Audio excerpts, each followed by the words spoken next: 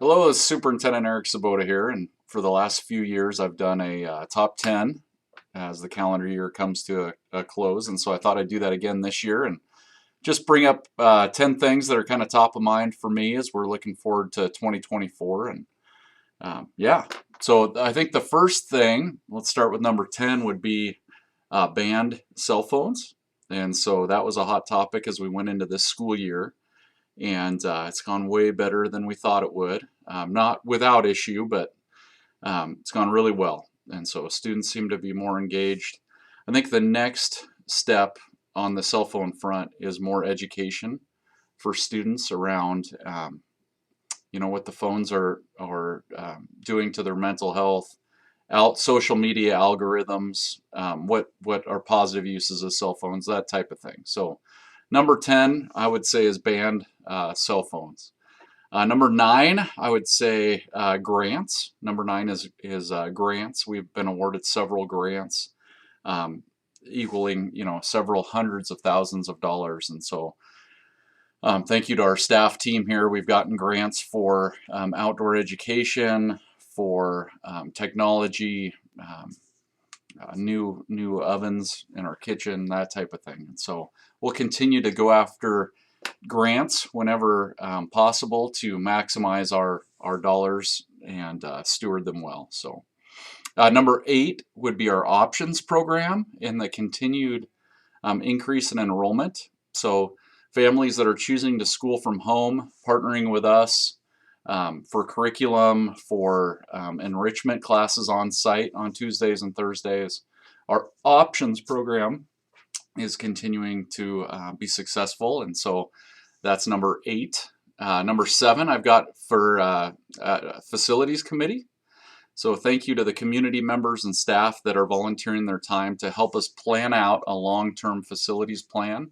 We're meeting monthly, meet again here in a couple weeks, to map out a 7 to 10 year facilities plan. And so as we move into the spring, that'll include outreach to the northeast part of our school district to gather feedback. But a 7 to 10 year long-term facilities plan. Thank you to our facilities committee. Number 6, I've got at security, school security. We continue to have our security director, Brad Eiler, school resource officer, Melissa Faust, 2 armed security personnel here. But then on top of that, upgrades to our camera systems this fall, other physical security investments, and then that also moves into our online security as well. So just a continued investment and focus on school security was number 6, which is a good segue to number 5, which I have as listening to students. We've been working with filmmaker Aram Christopher for a couple of years now. We're continuing to have that be a focus within our school district of listening, active listening, staff to student, but also student to student. Keeps our school safer, helps students learn, helps with our culture and climate. So number 5 I have as active listening. Number 4, just a week ago as we started Christmas break here, the state OSPI rolled out student growth percentile metrics data. And so if you go on to just Google OSPI student growth percentiles, you'll see that our high growth scores are doing really well.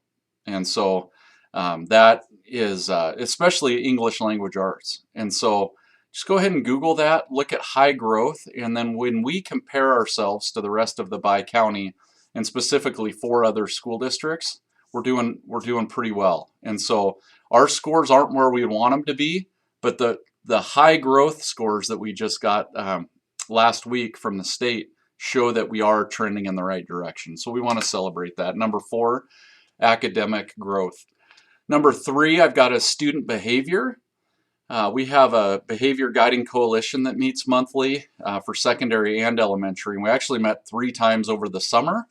What you will see is continued focus on student behavior, teaching students what it means to act appropriately, holding students accountable, systems, processes, Moving into the late winter here, we're going to be working on our discipline policy.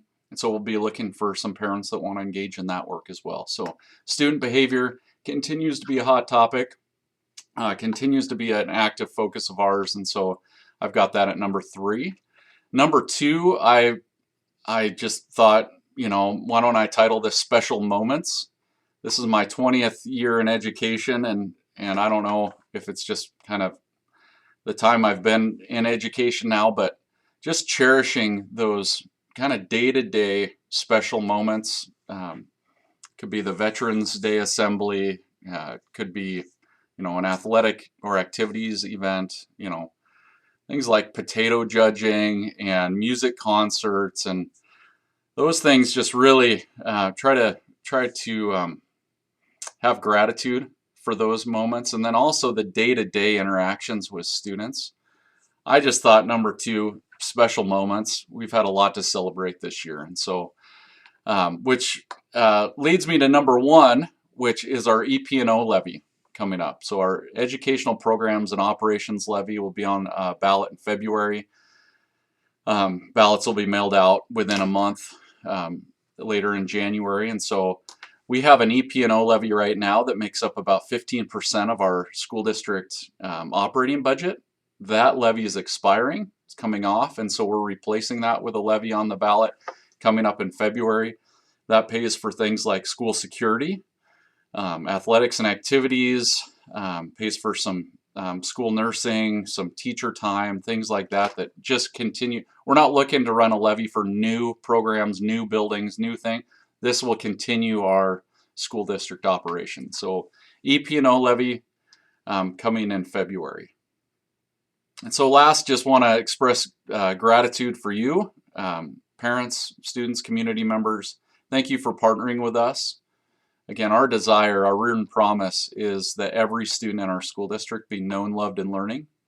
And so that's what we'll continue to strive for as we move into 2024. Thank you.